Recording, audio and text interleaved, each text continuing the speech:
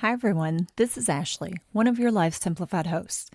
I'm part of Epsilon Sigma Phi, otherwise known as ESP, a professional organization that supports extension professionals by helping them grow in their careers, connect with others, and receive recognition for their work. Right now, I am participating in a leadership program through our Kentucky chapter of ESP, and that includes completing a final project.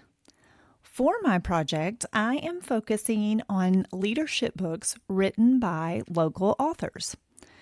Through a series of workshops, I plan to summarize the key insights from each book and design activities to help participants actually put those leadership lessons into practice.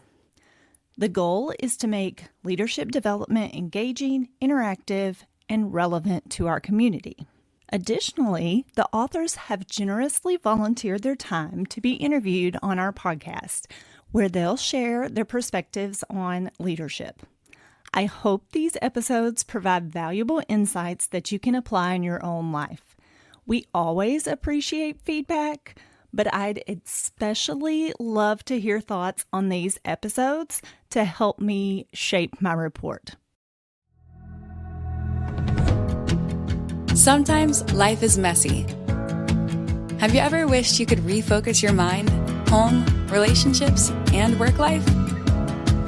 Join us as we use research-based information to make practical changes and simplify life. This is Life Simplified.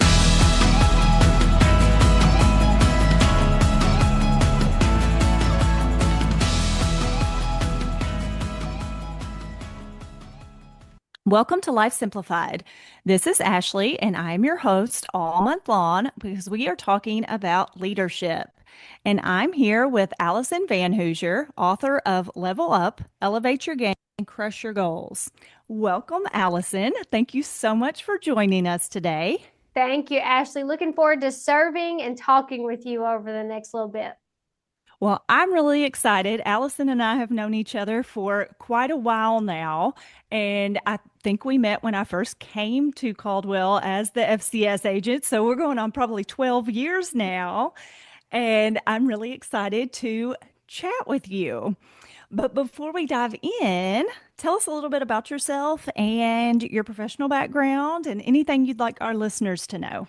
Sure. I'm born and raised Caldwell County, so grew up in Princeton. Always swore I was going to leave this small town, and then decided once I had the prefrontal cortex part of my brain fully developed that there was no place I'd rather be than right here with people I know, I love, and trust. So I live here with my husband, Joe, who we now work together full time. We have 4 kids that we're raising all the way from age 13 down to age 4. So life is good. Life is exciting. I feel blessed, and I'm thankful that from a professional standpoint, I get to do what I feel and know is walking in my purpose, helping other people be more impactful in the work that they do and find their purpose in that work. Yes, and I love it. I have seen your kids grow up. They have all been in one of my preschool programs. So I love it. And I cannot believe that you have a 13-year-old. So Wow. My kids talk about you when they come home from those preschool programs, or they'll talk about a fruit. I remember Holt specifically talking about, I think it was kiwi, that Miss Ashley gave her kiwi. I'm thinking, I don't know if I've ever even bought kiwi before. We love you, Ashley. well, I love your children as well, and you and your entire family. I think you're all great. Thank you. So, we're talking about leadership all month, and I have been through your book, Level Up. And what inspired you to write a book about leadership? So I mentioned that Joe and I were in business together. We are in business also with his parents. So Phil Van Hooser, Joe's dad, founded a leadership development company way back in the 1900s. If he listens to that, I'm going to give him a big wink when I say that. And I remember in my 20s, I was trying to figure out where my landing place would be from a professional standpoint. I was serving as a city councilwoman. I was working in insurance. I had worked several other places before, like a typical millennial, had lots of different jobs.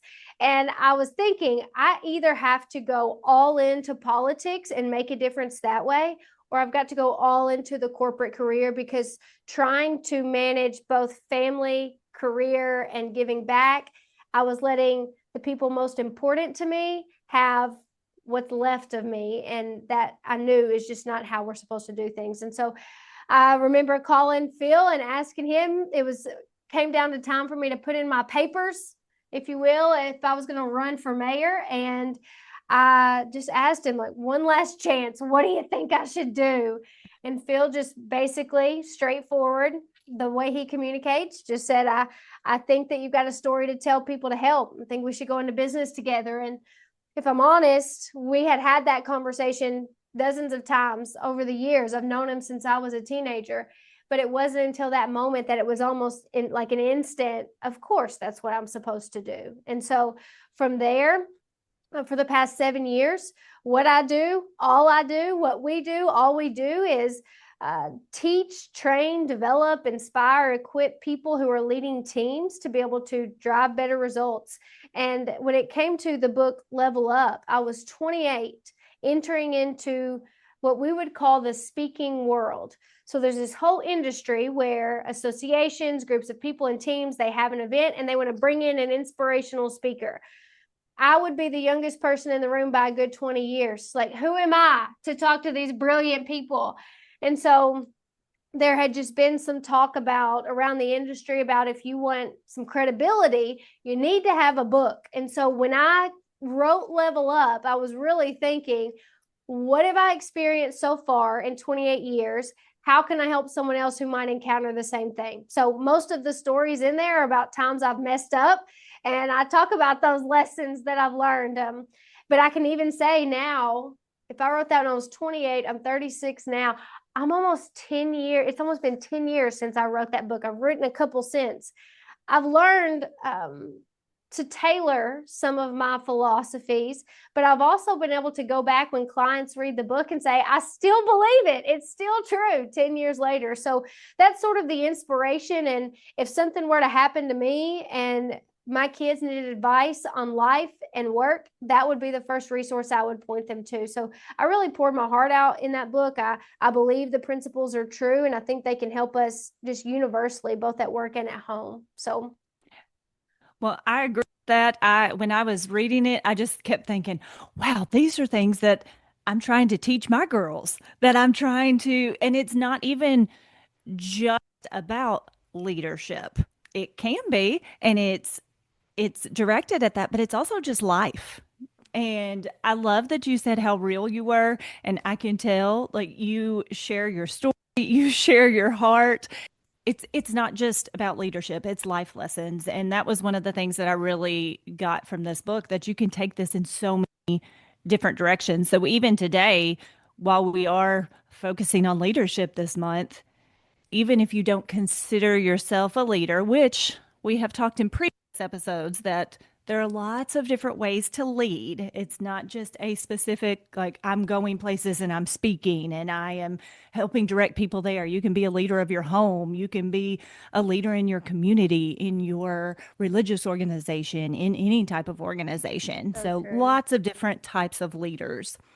But one thing that really stuck out to me, that you talked about owning it all through the book. And I love this, but tell our listeners what that actually means.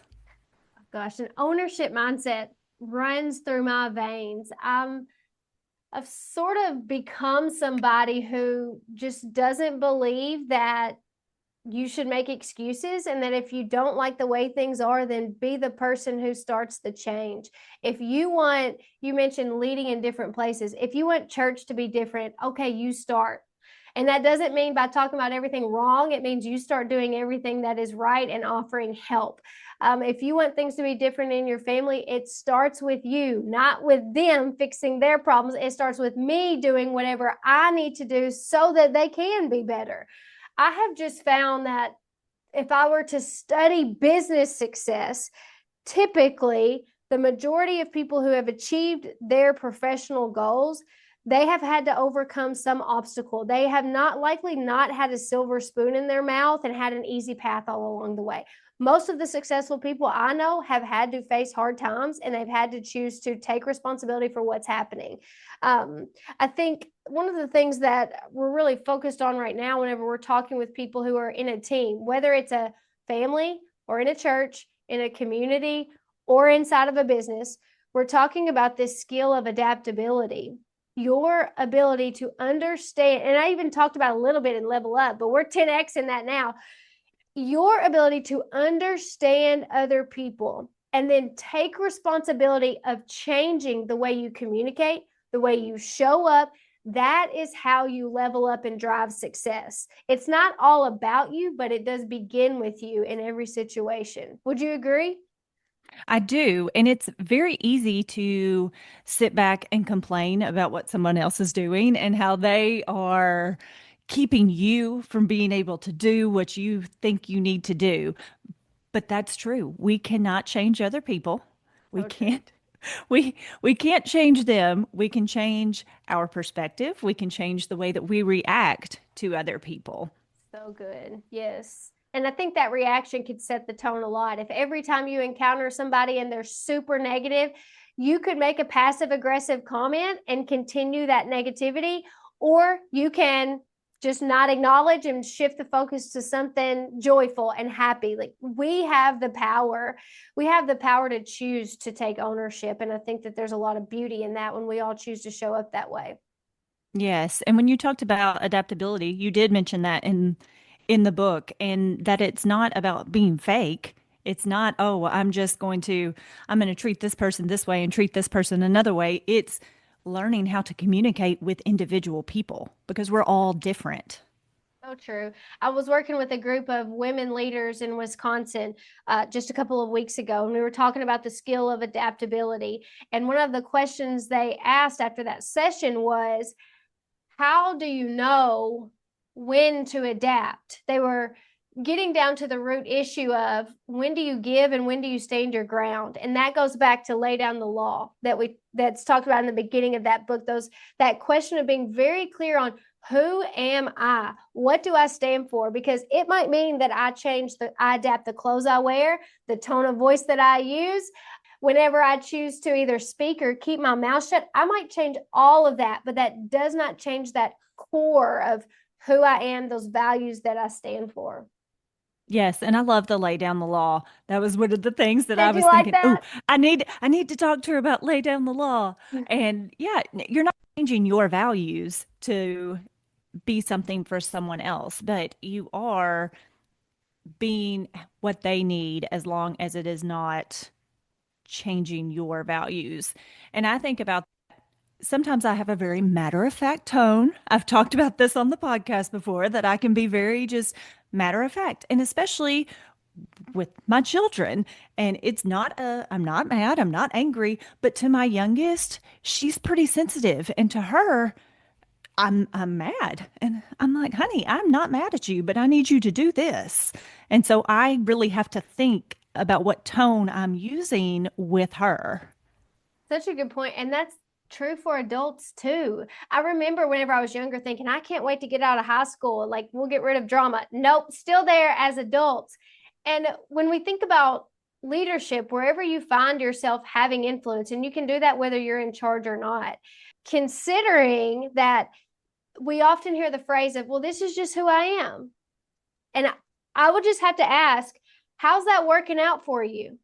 If it's great, great. But if people are saying you're rude, I don't want to be around you, if you're not invited to the parties, whatever it is, if they're not listening and moving as you want, then it might be time to lay down the law, take ownership, and do a little bit of adapting. Yes, I love it. You talked a lot about owning your awareness. That was all of part two. And awareness has been one of our key words throughout our podcast.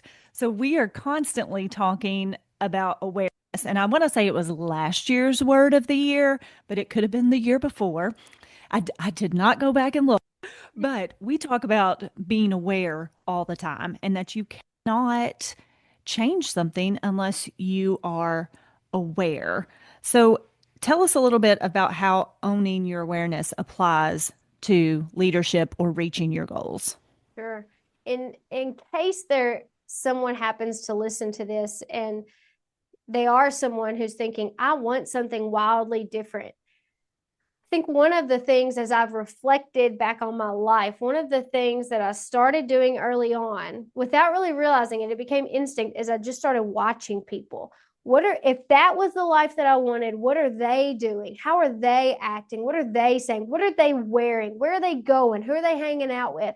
Just watching people. And I have found that if you will make time to be aware, if you will change what you're reading, change the podcast you're listening to, the books you're reading, the people you surround yourself, if you will broaden your horizons, you might figure out a different way to think and look at everything, which might give you a different path forward, a better path forward. In that book, I remember writing it about awareness, and I remember writing the word hyper aware. And my editor came back and was like, we're not doing hyper aware. That's too extreme.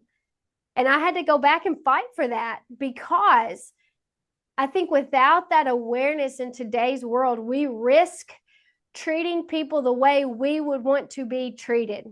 And I believe in the golden rule. I believe in the author of the golden rule. I'm not pushing that on anybody.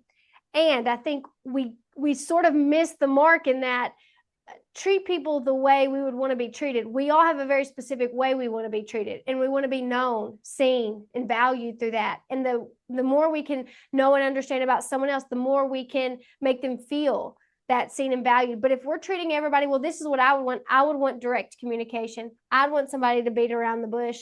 I would want to know all the information, or I just want the highlights. We have to know them before we can ever begin to build that better connection, more intentional connection. I believe in being hyper aware, not obsessive, but I believe stopping to think, not what would I want, but what do they need based on who they are, is one of the most wise things we can do. I don't always get it right. And sometimes I'll use this phrase from Phil, since he was on here before, to eat my own dog food. I need to stop and think about them before I start moving forward with what I want. But I do think being aware is a skill people need today more than ever. Mm-hmm. And you have to pay attention and get to know somebody before you know how they want to be treated. And everyone is different. We know that. So But true. speaking of mistakes, you mentioned earlier about mistakes. Owning your actions. We all make mistakes, and that's one thing that I try to teach my girls. Let's learn from them instead of letting them just define us. So, and you talked about that. How can owning our mistakes help us move forward and help us reach our goals? It's interesting to hear that question even on a day like today, because when I think of owning your mistakes, I think there's almost two sides to it now that immediately come to mind. One is realizing that everyone you know is going to make mistakes around you. And if you can get that in your head, they're going to mess up. They're likely going to hurt you at some point. It's likely not going to be intentional. And even if it is, your awareness of why would they do that? Where did they learn that? Where did they experience it? All comes into play. So mistakes are going to happen by others. We need to know that that's going to happen. And then mistakes we make on our own. Good night. One of my best and worst traits is that I can focus like nobody's business, Ashley. I can drown out the world and focus. It also means I can miss something going on. So from owning a mistake standpoint, I think I talk about in the book about leaving a business unlocked, a very important business unlocked. And I outed myself in the book. You'll have to read the book to figure out what business that was.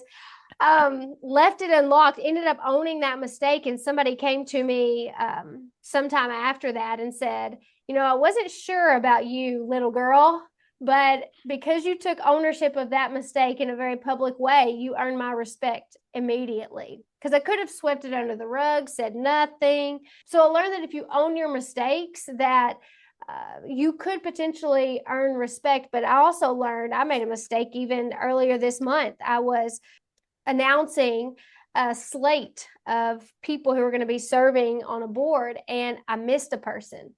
And I didn't realize it until the next day. So the whole ceremony is over. That person was there, but not recognized.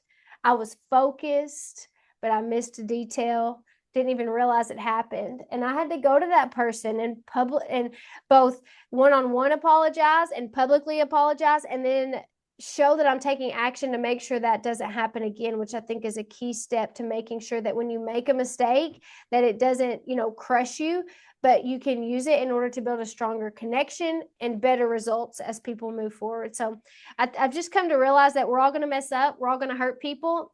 What matters, leveling up, is all about learning from it and making sure that it doesn't happen again, and you're better off because it did happen in the past. Yes, and we talk a lot about some of us in our group tend to be perfectionists, and so we really beat ourselves up whenever we make mistakes, and just knowing that we're all going to make them, let's own them and move forward, learn from them. I'm with you. I can struggle from beating myself up too. The best solution I've ever found to that is just go do something else. Go take the next step and move on. And then eventually those Yes. feelings will fade. Yes. One thing that really stood out to me, and this might be one of my favorites, I don't know. I have lots of things marked in my book, so I can't say for Oh, certain it's my favorite, but be bold stood out to me. And I'm constantly telling my youngest to ask for specifically what she wants. And I've got that one even stuck out further in my book because I was like, I say this all the time, ask specifically for what you want. And you did that. And why is that important? I have learned, Ashley, that we get to show people how to think about us. So if you will ask for a certain opportunity, maybe you would have never been considered otherwise, but because you put that idea in someone else's mind, maybe they give you permission or they now see you differently. I still wake up sometimes and think, who am I? But the more brilliant people I get to know, most people are asking, who am I that I get to do this? So if we're all walking around thinking I'm not good enough, well, somebody's still getting what they want, even though they feel like they're not good enough. The only difference I can find is that they're willing to ask for it. So yeah, I have been bold. I'm like you, I teach my kids, ask for what you want, make sure that you put in the work beforehand in order to earn that, and then go ask for it in a way where they will receive that message in a way that will connect with them, adapt your communication. But I think that we all, if I could use this phrase, maybe I shouldn't, but we all put our pants on the same way. And there's a lot of people out there who are smarter than me, who are, maybe I'll say it this way, who maybe are not as smart as me, maybe not as gifted as me, but they're getting better opportunities than me because they're willing to ask. And I don't want that to be my story any longer. So I have learned, ask even when your voice is shaken. Ask when you feel like somebody else may be better qualified. If you have that desire, Ashley, if you have the desire to do this podcast or something, the person sitting beside you might not. So be the person bold enough to ask and go do the work. And the Lord might give you a blessing you'd never have otherwise, but you have to ask. He even tells us that in scripture over and over. I'm not trying to preach, but he says, ask, ask, ask. You have not because you ask not. Yes, I'm over here just nodding. All right. So as we kind of finish up, do you have a favorite chapter or a story or anything else from your book or from even since your book? Because like you said, it's been almost 10 years that you would like to share with our listeners. I think the thing that comes to mind, and I'm better at this at 36 than I was at 35 or 25 or 15. I think the world is desperate for selfless leaders. In whatever capacity you're leading and influencing somebody, if you have an opportunity to interact with another human being, you have an opportunity to lead, to have influence, to have an impact.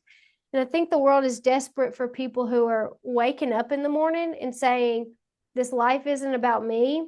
I'm here for a reason.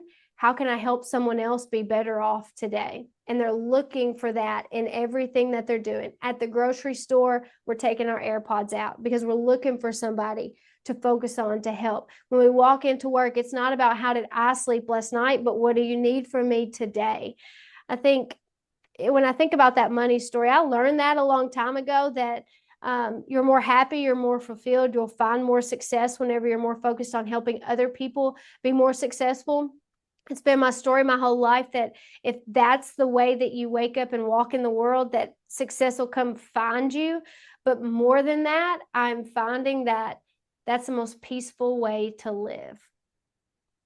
And when I think about growing a business, growing a family, if the worst thing somebody can say about me is that I was really focused on helping other people, then I think I'm doing all right. I would say so. I think you're doing great. Thanks. I love to see all the things that you're doing, and I love to see you making a difference. So I just so appreciate you taking time out of your day to join me for this podcast. Would you tell our listeners how they can connect with you, how they can look for this book? And then you mentioned you've got other books too. So tell us what those titles are so that they can find those. Sure. The best way to connect with me, if you'll go to our website, vanhooser.com, you can get links to the books, links to my LinkedIn channel. You'll find my email address, contact information. Happy to connect and talk and serve anyone who wants to reach out. All right. Well, thank you so much, Alyson. I really, really appreciate you taking time out of your day. Thank you, Ashley. Thank you for listening. This is Life Simplified. See you next time. Thanks for listening to Life Simplified. We are family and consumer sciences agents with the University of Kentucky Cooperative Extension Service. Contact us at lifesimplifiedpodcast@gmail.com.